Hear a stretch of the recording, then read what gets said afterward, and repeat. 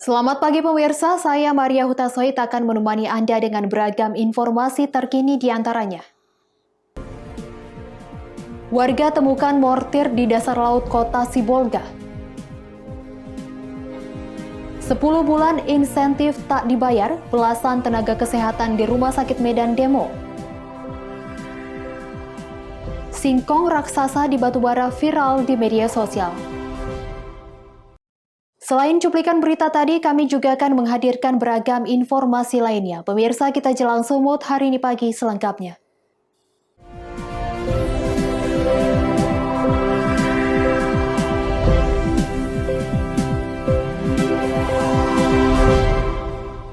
Kita ke informasi pertama, pemirsa. Warga kota Sibolga digegerkan dengan ditemukannya sebuah mortir berbobot 20 kg di dasar laut, kawasan objek wisata Pantai Hanggar, kota Sibolga.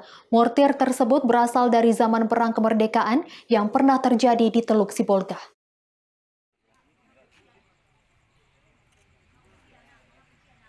Mortir tersebut ditemukan tanpa sengaja oleh dua warga kota Sibolga di dasar laut ketika menyelam di kawasan objek wisata Pantai Hanggar, kota Sibolga. Keduanya mengira mortir tersebut hanyalah sebuah knalpot sepeda motor.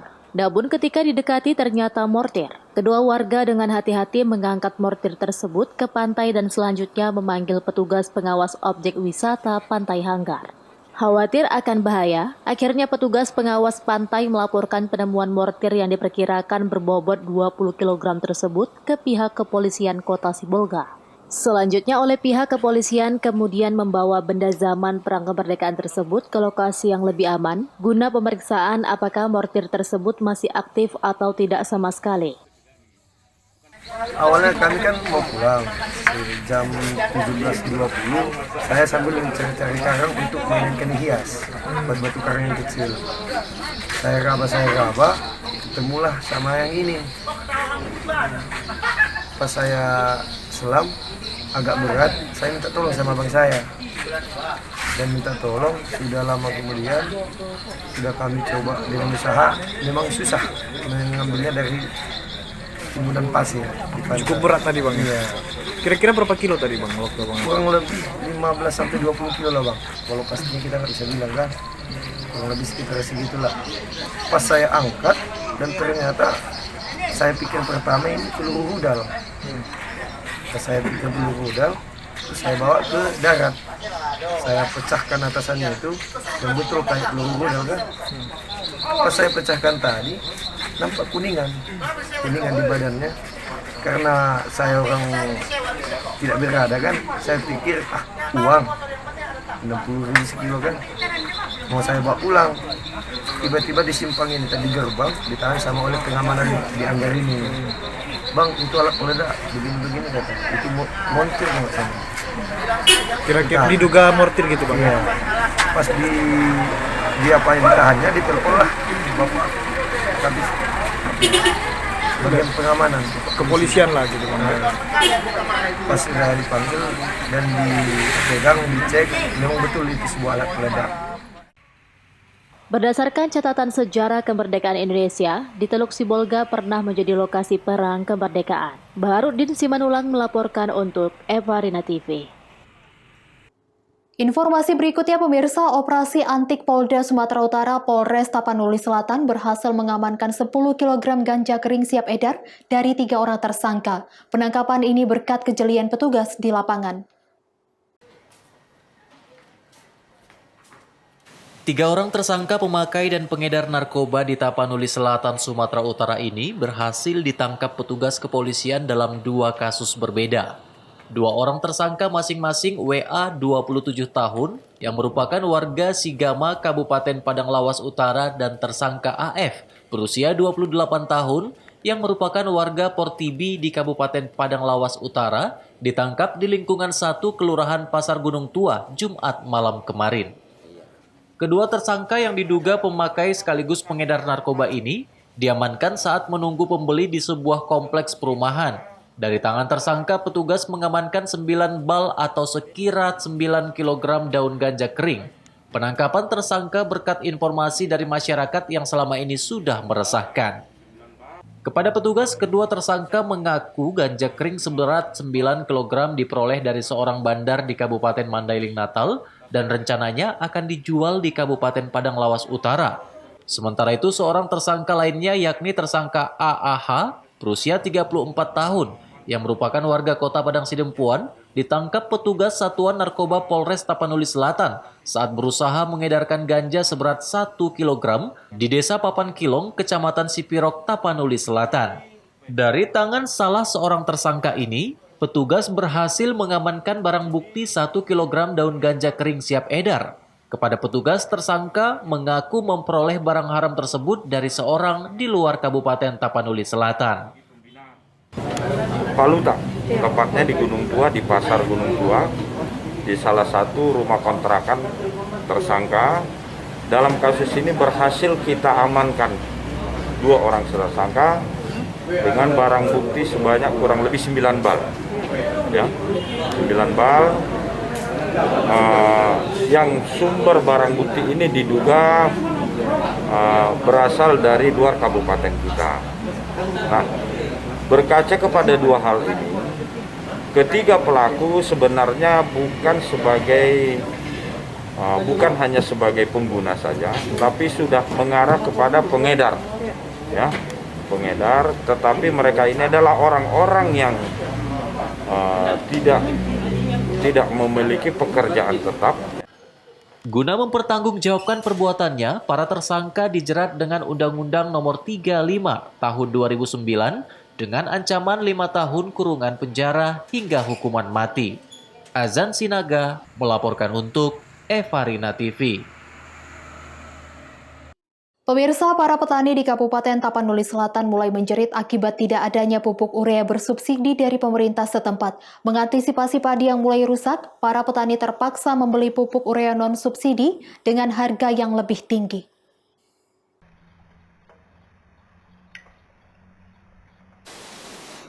Belasan hektar tanaman padi milik warga yang berumur 14 hari di Kecamatan Angkola, Muara Tais, Kabupaten Tapanuli Selatan ini mulai menguning akibat tidak pernah dipupuk oleh petani. Saat ini para petani kesulitan mendapatkan pupuk urea bersubsidi karena belum ada dikeluarkan oleh Dinas Pertanian Kabupaten Tapanuli Selatan. Untuk mengurangi kerusakan padi, sebagian petani padi terpaksa membeli pupuk urea non-subsidi dengan harga yang lebih tinggi. Harga pupuk urea non-subsidi mencapai Rp7.000 di tingkat pengecer, sementara pupuk subsidi di kelompok tani hanya Rp4.000. Mengantisipasi biaya pembelian pupuk yang lebih mahal ini, para petani terpaksa mengurangi penggunaan pupuk urea kepada tanaman hingga separuhnya. Dengan cara ini, para petani merasa tidak terlalu banyak biaya untuk tanaman padi. Namun akibatnya, tanaman padi tidak bisa tumbuh dengan sempurna. Yang tidak subsidi ini berapa harganya, Bu? 7.000. 7.000. Yang subsidi gimana rupanya, Bu? Nggak ada barangnya atau gimana? Nggak ada. Nggak ada ya? Harganya 4.000. 4.000 ya, kalau yang subsidi. Iya. Jadi untuk mengantisipasinya gimana, Bu? Kalau subsidi 25 kilo satu lumbung. Kalau ini kan mahal kali harganya, 18 kilo dibikin satu lumbung. Oh, kita kurangi aja jumlah pupuknya, Bu, ya? Iya. Sementara itu, petani lainnya yang tidak mampu membeli pupuk non-subsidi membiarkan padinya tumbuh tanpa pupuk. Petani berharap agar pemerintah secepatnya mengeluarkan pupuk bersubsidi. Oke, ini padinya kenapa kuning dia, Pak? Kurang pupuk, Oh, pupuknya nggak ada rupanya, Pak? enggak keluar pupuk yang murah apa itu, subsidi itu. Oh, gitu ya. Yang apa gimana, Pak? Yang nggak subsidi nggak terbeli rupanya? Mahal 7.000 per kilo. Oh. Azan Sinaga melaporkan untuk Evarina TV. Sumut hari ini masih akan kembali sesaat lagi, tetaplah bersama kami.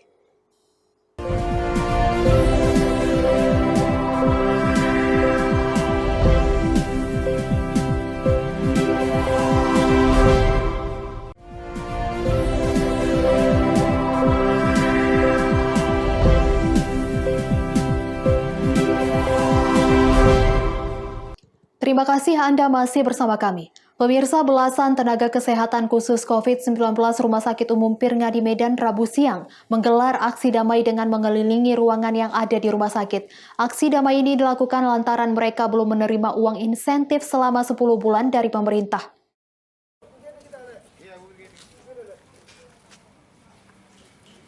Belasan tenaga kerja kesehatan yang bertugas di ruang isolasi COVID-19 ini melakukan aksi damai di Rumah Sakit Umum Pirngadi Medan, Sumatera Utara. Aksi damai ini dilakukan lantaran mereka belum menerima uang insentif yang dijanjikan pemerintah bagi nakes yang menangani pasien COVID-19 di Rumah Sakit Umum Pirngadi Medan.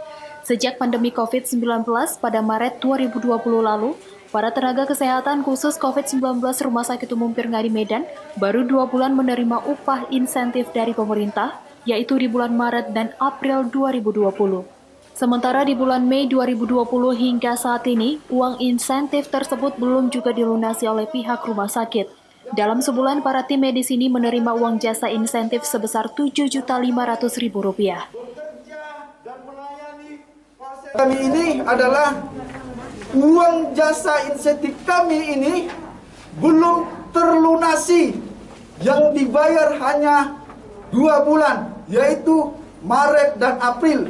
Kelanjutannya hanya dibilang bulan berikut, akhirnya sudah masuk ke 2021. Total berapa? Hanya dijanjikan saja. Ini sudah kelepau batas.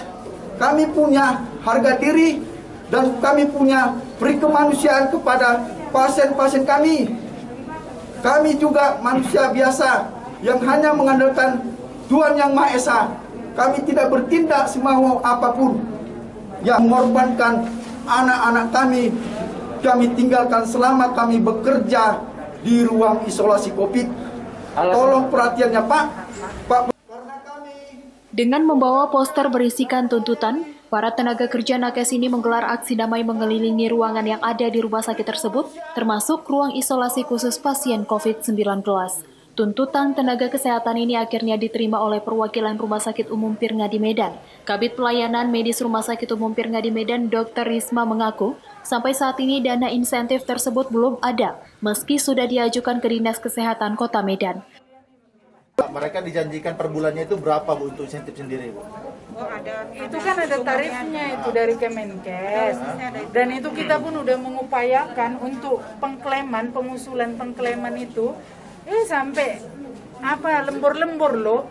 Kita aja nggak ada dapat apa-apa untuk ngusulin orang ini kayak mana supaya orang ini bisa dapat. Intinya berkas sudah kita ajukan. Udah kita ajukan sampai Desember. Masalahnya sekarang apa yang dari Dinas Kesehatan itulah kayak mana kita nggak ngerti lah, udah bolak-balik Pak Api pun udah nelpon kemarin ke Dinas Kesehatan. Usai diterima oleh perwakilan rumah sakit, belasan nakes COVID-19 ini kemudian membubarkan diri dan berharap uang jasa insentif tersebut segera dibayarkan. Wahyu Pratama melaporkan untuk Evarina TV. Sementara itu, pemirsa, mengantisipasi penambahan jumlah kasus positif COVID-19 di Sumatera Utara, terutama di Kota Medan, sejumlah rumah sakit umum rujukan pasien COVID-19 menambah jumlah tempat tidur. Hingga Senin sore, kasus pasien positif di Kota Medan telah mencapai di angka 10.882 orang. Pasien penderita COVID-19 yang dirawat di rumah sakit rujukan di Kota Medan masih terus bertambah hingga mencapai 10.882 orang per Senin sore. Kondisi ini membuat ketersediaan ruangan untuk menampung pasien COVID-19 di Kota Medan mulai penuh. Juru bicara Satuan Tugas Penanganan COVID-19 Kota Medan, Mardohar Tambunan mengatakan, saat ini pihaknya telah berkoordinasi dengan pemerintah Provinsi Sumatera Utara terkait kapasitas rumah sakit rujukan COVID-19 di Medan. Meski mencukupi, pemerintah Kota Medan sudah meminta bantuan penguatan fasilitas kesehatan untuk mengantisipasi lonjakan pasien. Sementara itu, sejumlah rumah sakit rujukan COVID-19 seperti Rumah Sakit Umum Pusat Haji Adam Malik Medan, Rumah Sakit Bunda Tamrin, Rumah Sakit USU, Rumah Sakit Pringadi, dan Rumah Sakit Royal Prima Kota Medan turut memenuhi ketersediaan fasilitas kesehatan, seperti tempat tidur untuk penanganan pasien COVID-19. Mardohar juga menambahkan sejauh ini penanganan protokol kesehatan telah dimaksimalkan. Kita untuk penanganan kasus positif COVID dengan bergejala, kan itu yang penting sekarang ditangani. Itu kita memang dari dulu rumah sakit rujukan kita lebih kurang tuh ada hampir sekitar 40-an. Di antara 40 itu ya ada beberapa rumah sakit bahkan menambah bornya ya, tempat tidurnya mungkin mereka dalam pembenahan selama ini. Kenapa itu ditambah?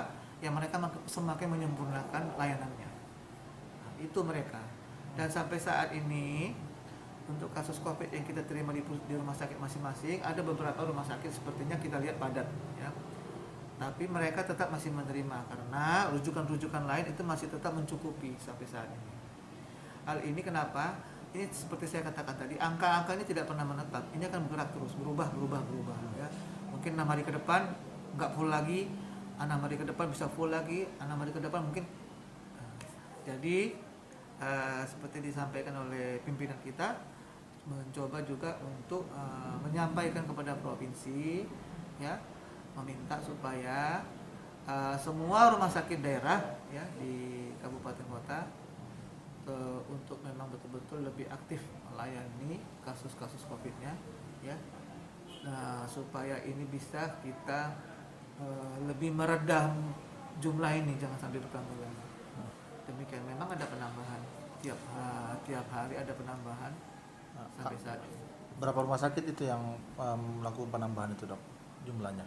Saya nggak tahu pasti berapa, tapi ada beberapa memang. Dari 40 berarti jumlah seluruhan, ya? Iya, karena mereka itu ada rata-rata yang menambah itu bukan karena dia dibutuhkan saja, tapi memang mereka makin melengkapinya. Memang mereka membuat itu untuk melengkapi pelayanan mereka lebih baik. Baik Contohnya swasta maupun negeri, ya? Contoh nih, misalnya seperti Bunda Tamrin, ya. Ya, saya sudah tadi ngomong-ngomong sedikit sama direkturnya Dr. Benny, ya. Beliau juga bilang mereka menambah. Nah, tapi memang mereka lagi sedang membangun tuh rumah sakitnya. Jadi kita sikapi dengan rasa rasa penghargaan yang lebih tinggi lah.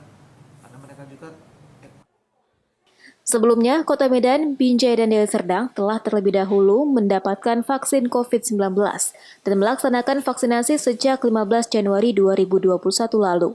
Hal ini karena jumlah kasus penyebaran COVID-19 di Sumut didominasi oleh ketiga daerah tersebut. Wahyu Pratama melaporkan untuk Evarina TV. Pemirsa, merayakan Hari Pers Nasional, Selasa siang jurnalis di utara Kota Medan meriahkan dengan cara daring dan pemotongan kue dengan harapan di tengah pandemi tetap menjaga protokol kesehatan serta tidak ada lagi kekerasan terhadap jurnalis.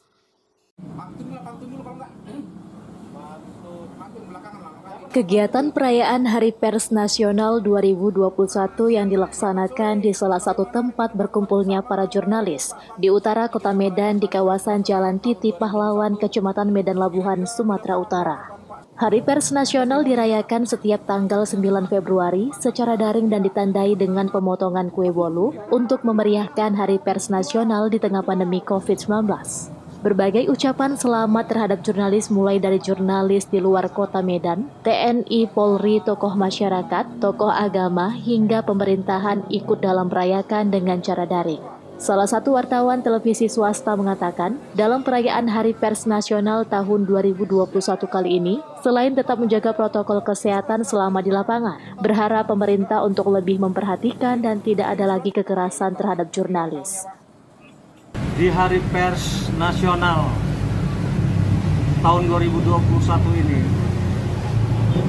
saya mengharapkan kepada para jurnalis muda ini bertugas di lapangan hendaknya dapat menjaga kesehatan di masa pandemi ini. Khusus kepada pemerintah dapat memberikan kesejahteraan kepada para wartawan dan melindungi wartawan tersebut saat bertugas di lapangan agar tidak lagi adanya kekerasan-kekerasan terhadap para wartawan tersebut. Itu aja. Meski dalam perayaan secara sederhana dan terpisah di tengah pandemi COVID-19, namun di Hari Pers Nasional tahun ini dapat menjaga silaturahmi. Wahyu Pratama melaporkan untuk Evarina TV. Sumut hari ini masih akan kembali sesaat lagi, tetaplah bersama kami.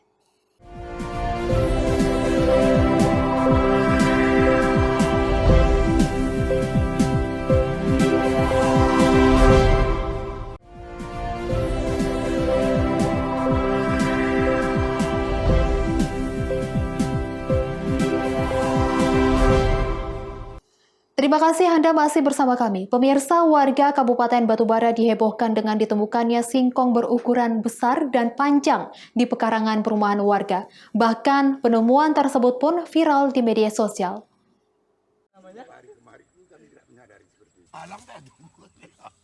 Singkong atau ubi kayu sepanjang 1,5 meter dengan berat 20 kg lebih ini pertama ditemukan di perkarangan samping rumah milik Jais, warga desa Dahari Selebar, Kecamatan 50 Pesisir, Batubara. Menurut Jais, dirinya menanam pohon ubi kayu tersebut di pekarangan samping rumah untuk dimakan. Namun dirinya tak menyangka beberapa pohon ubi kayu yang ia tanam, satu di antaranya memiliki umbi yang sangat besar, tak seperti umbi ubi kayu lainnya yang berukuran standar.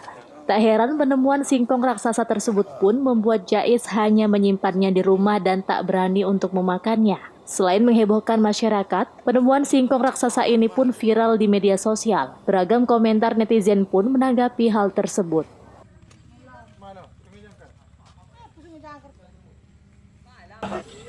Awalnya gimana nih Pak menemukan ubi itu Pak? Awalnya maghrib seperti niat mau goreng ubi semalam.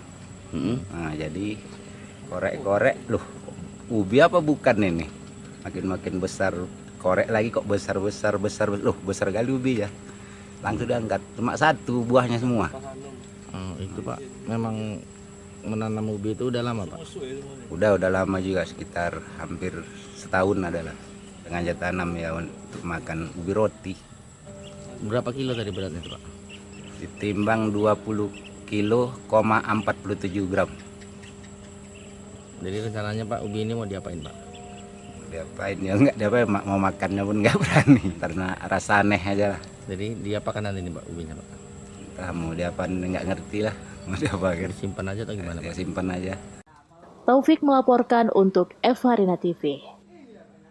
Pemirsa, masyarakat lingkungan 5 Hapoltakan, Kelurahan Sondiraya, Kecamatan Raya, Kabupaten Simalungun, antusias mengikuti pemilihan ketua lingkungan di kelurahan. Dalam proses pemilihan yang diikuti 3 calon, Abdul Manan Saragih terpilih menjadi kepala lingkungan periode 2021 sampai 2023 mendatang.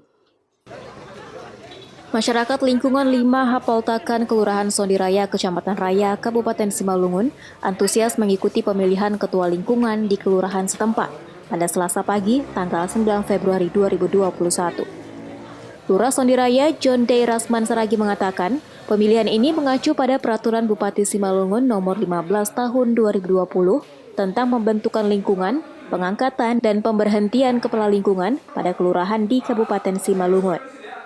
Pemilihan yang dilaksanakan di kantor Lurah Sondiraya, 3 orang calon kepling bersaing sesuai yang diusulkan oleh masyarakat. Atas nama Abdul Manan Saragi, Pandapotan Sidabuke, dan Cahaya Sinaga. Pemilihan kepala lingkungan di Sondiraya, kita berpedoman kepada Peraturan Bupati Kabupaten Simalungun Nomor 15 Tahun 2020 tentang pembentukan lingkungan, pengangkatan, dan pemberhentian kepala lingkungan. Jadi pada hari ini warga Sondiraya, khususnya di lingkungan 5 Hapoltakan Sikundama, sudah sepakat di mana 3 orang diusulkan oleh warga, sehingga untuk memilih yang paling terbaik di antara yang 3 orang, pada hari ini kita sudah lakukan musyawarah mufakat ataupun dipilih oleh warga. Dalam proses pemilihan, Abdul Manan Saragi terpilih menjadi kepala lingkungan periode 2021 sampai 2023 mendatang dengan meraih 76 suara. Sedangkan Pandapotan Sidabuke meraih 35 suara dan Cahaya Sinaga meraih 70 suara. Dari total 186 pemilih. Kepala lingkungan terpilih, Abdul Manan Saragi menyampaikan terima kasih kepada seluruh pihak atas terlaksananya acara pemilihan dan amanah yang diberikan warga akan dijalankan dengan baik sesuai dengan peraturan pemerintah. Dan telah kita bersama tadi, sudah terjadi pemilihan yang real dan tidak ada gangguan apapun. Jadi sebagai kami yang berikut berkompetisi di sini, kami mengucapkan terima kasih dan amanah ini mudah-mudahan saya jalankan dengan baik sesuai dengan peraturan pemerintah melalui Kelurahan Sondiraya kepada lingkungan 3 Via Pontakan. Harapan saya ke depannya, saya harus masih banyak belajar pada jajaran, begitu juga dan Ramil Kapolsek, dan begitu juga kepada Pak Lurah untuk menyampaikan aspirasi yang menyentuh kepada hati masyarakat, yang membuat peraturan yang real dan transparan dan terbuka. Selanjutnya, pihak kelurahan akan mengusulkan nama Kepling tersebut kepada camat sebagai perpanjangan tangan lurah dalam memberikan pelayanan kepada masyarakat. Dosi Simarmata melaporkan untuk Evarina TV. Pemirsa, demikianlah rangkaian informasi dalam Sumut hari ini pagi. Saya Maria Hutasoid mewakili kerabat kerja yang bertugas pamit undur diri. Terima kasih dan sampai jumpa.